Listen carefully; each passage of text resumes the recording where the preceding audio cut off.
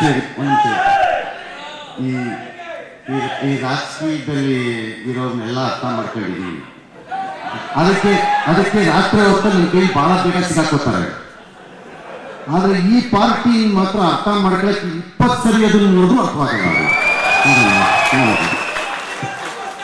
ಹಂಗಾಗಿ ನಾನು 9 ಗಂಟೆ ಶೈಲಲ್ಲಿ ನಾನು ಹೇಳೋಣ ಅಂದ್ರೆ ಇನ್ನೂ ಸಿಗಾಕೊಂಡಿಲ್ಲ.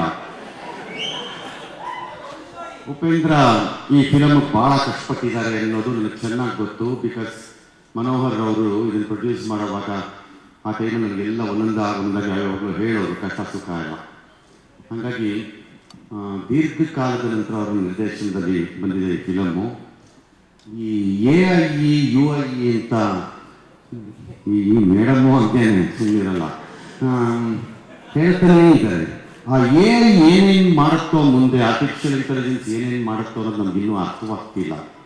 ಅದೇ ಥರ ಈ UIE ಏನು ಮಾಡುತ್ತೋ ಅನ್ನೋದು ಅರ್ಥವಾಗ್ತಿಲ್ಲ ನಮಗೆ. ಕಷ್ಟ.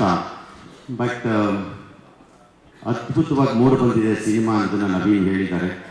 ಎಲ್ಲರಿಗೂ ಒಳ್ಳೆಯದಾಗಲಿ. ನೀವು ಇಲ್ಲಿ ಕೂತ್ಕೊಂಡು ಇಷ್ಟು ಜನ 10 ಸರಿ ಚಪ್ಪಾಳೆ ವಿಷಲ್ ಹೊಡೆದ್ರೆ ಪ್ರಯೋಜನ ಇಲ್ಲ. ಆಚೆ ಹೋಗೋ ಹೇಳಿ ಟೀಸರ್ ಫಿಲಮ್ಗೆ ಹೋಗಿದ್ವಿ, ತುಂಬ ರಿಲೀಸ್ಗೆ ಹೋಗಿದ್ವಿ, ತುಂಬ ಚೆನ್ನಾಗಿದೆ ಫಿಲಮು, ಎಲ್ಲ ನೋಡ್ರಪ್ಪ ಅಂತ ಹೇಳಿ ಆಗ ಅದಕ್ಕೆ ನಿಜವಾದ ಬೆಲೆ ಬರುತ್ತೆ. Thank you. ಎಲ್ಲರಿಗೂ ನಮಸ್ಕಾರ. ಶಿವಣ್ಣ ಅವರಿಗೆ ನನ್ನ ನಮಸ್ಕಾರ ಮತ್ತು ಅಲ್ಲು ಅರವಿಂದ್ ಅವರಿಗೆ ನನ್ನ ನಮಸ್ಕಾರ. Thank you so much sir. Ranganath sir ಅವರು